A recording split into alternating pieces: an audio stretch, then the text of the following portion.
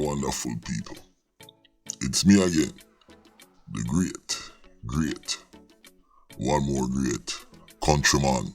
Remember to like, share, and subscribe. And if you subscribe, please leave a comment and let me know. I'll give you a shout out. Clifford, big up yourself, sir.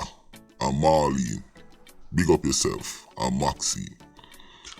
Now, I want to talk about this because this subject here, I have done many videos on Jamaican gangs and the Brazilian and South American and Central American gangs.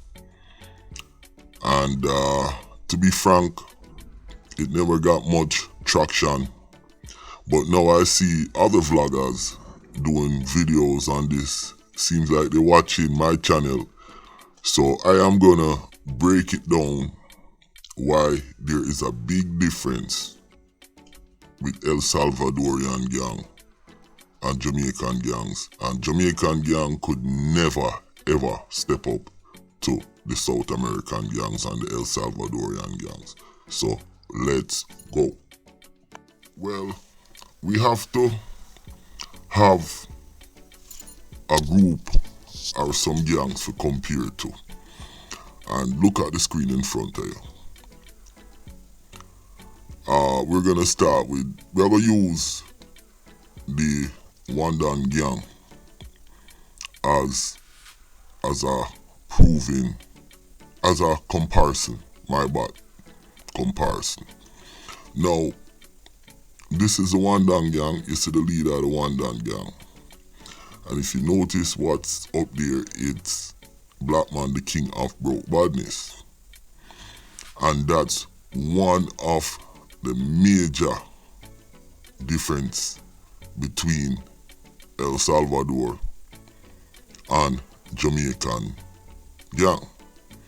Now, as we move along, I'm gonna show you this so-called gang member from El Salvador, and just on comparison with them and the Wandan gang, like Black Man, I'm gonna play a clip of them when them in a court, and may I tell you what the clip is, because it will prove my point and show the difference. So let's move along, and here's the El Salvadorian big man, one of the big men of many big men.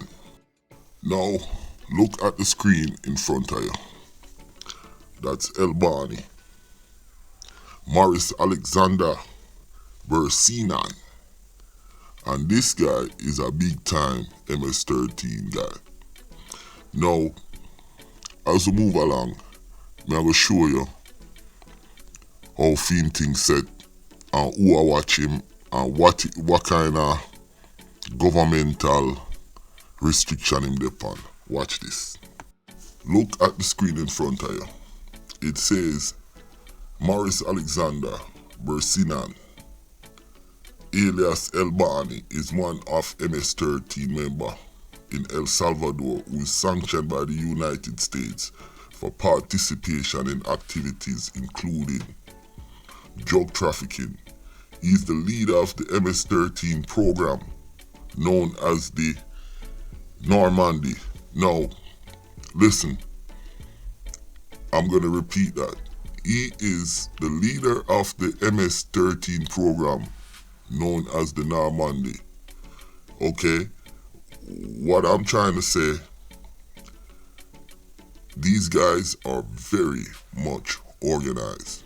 You understand? And they have little cliques and cells, and they're totally different than how Jamaicans operate. Because, you know, a Jamaican gang member, for any reason, like where, quote, Sir P, a man can just see I make more money than him or whatever, and instead of understand how you make money and grow up on it, then we just start free and say, yeah man, the boy, countryman, a pussy, and this and that. So this is a major difference also. Now, US, there's not many Jamaican drug dealer who's or gang member who's sanctioned by the US. So our gang problem, it's beyond the shower posse and the spanglers. It is not as widespread as the MS-13 them and the El Salvadorian and the South American gang them, because what them man they do, they're very organized. I'm gonna show you guys how. Now, look at the screen in front of you. Now, it said the US have linked 113 at the Diet Coke. You understand? Valued at over 2 million US to the youth of El Bani.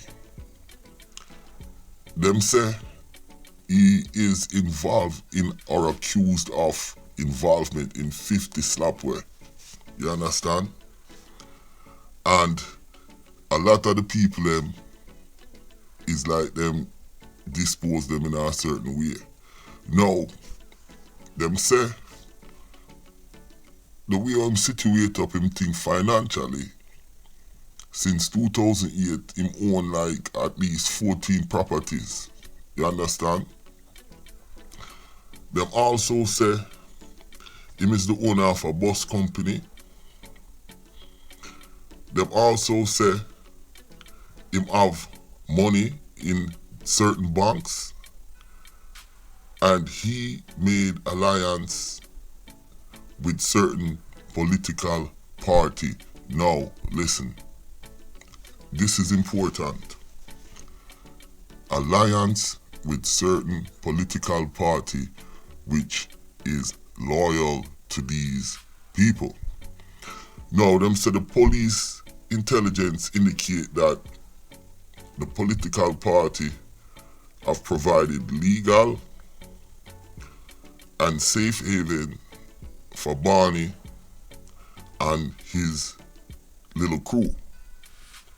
Them say in June 2013, Barney was added to the US, listen to this, Treasury Department on the list of big time drug dealer, and them sanctions them. So they are using laws with them use on terrorists on these MS-13, and the US know about them. Now I'm gonna jump into Black Man, cause at Black Man may I use the Wandan gang as comparison. Let's go. Now me I go play a 1 minute clip, and this about Black Man and the crew with a phone wiretap or a recorded conversation where the police and the informant them and the man them a talk about them want go in a Diet Coke thing, car the man them down the road a do it. But really this conversation where recorded, it really show a lack of planning. It show dunce, it show stupid, because now them see some man a do it and a make money, and them not really know and understand before them learn how to do it and approach it in a different way, because you have to build the thing. The man them start the man them and say, yeah man, that want to. Now the leader him, they are jail and not even know what to do.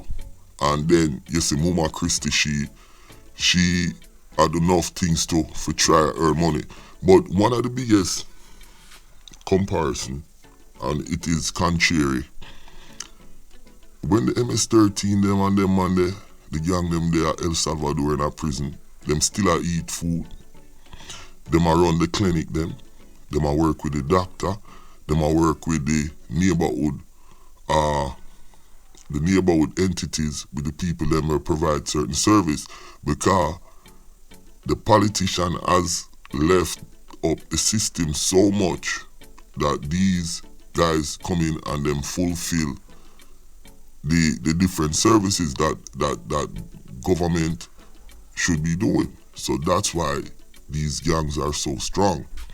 Them have clinic, them have doctor, them have phone service, them have cable service. All of them things they make illegal. and put it out there. Professional marketing and them thing there. The Jamaican gangs them nah do that. All them a do is blood feud for no reason. You understand? But them man yeah, where them do, like me I say, them say a area like Nannyville, no clinic not in there. The man them set up a clinic and bring the doctors them in there. Charge the people them a minimum fee. The doctors get piece of it and them get piece of it. I saw them run them thing. You understand? Now, like me say, me I play a clip with Black Man. I'm wanting to hear this. And this is the biggest difference. One of the alleged members of the Klansman One Don gang had asked the reputed leader to invest in cocaine to generate funds to help the gang overcome its financial challenges. Me I tell ya dog just to wi fi no. Lift up and build up di ting ya now cah ya hear me the dog dem done say a bl, coke dem a deal with.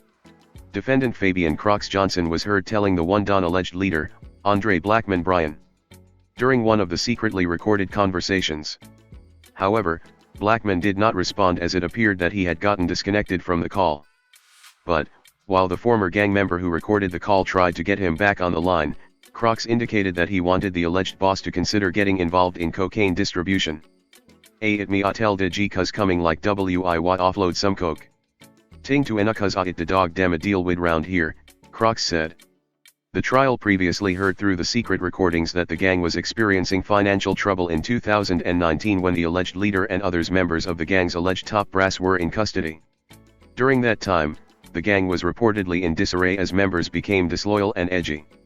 Hence, the witness explained that Crocs had suggested that the gang get into drugs as the men in his area in Denham Town in Kingston were making money from it.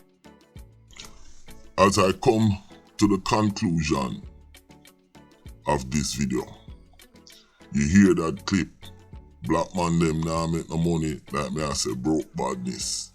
But it's not only broke badness, it's like dunce badness, because even though, and I don't want to sound, I'm just doing a comparison, I'm not supporting no farmer, them bad people.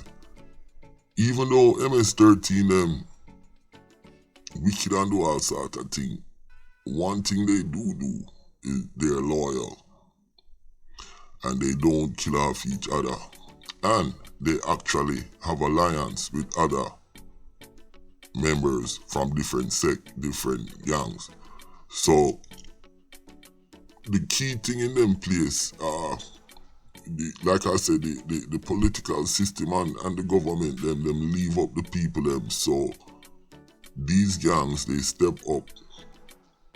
And in Brazil, in the favelas and those places in the ghetto, them provide the necessary services that will function a society.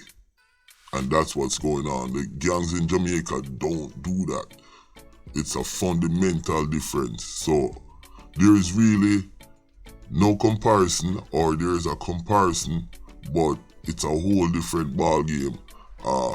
Jamaicans couldn't survive in a El Salvador system, and that's my opinion. My name is Countryman. Remember to click on this video that's popping up, and if you subscribe, please subscribe, and if you subscribe, drop a comment so I could give you a shout out. Peace, I'm out. This is my opinion.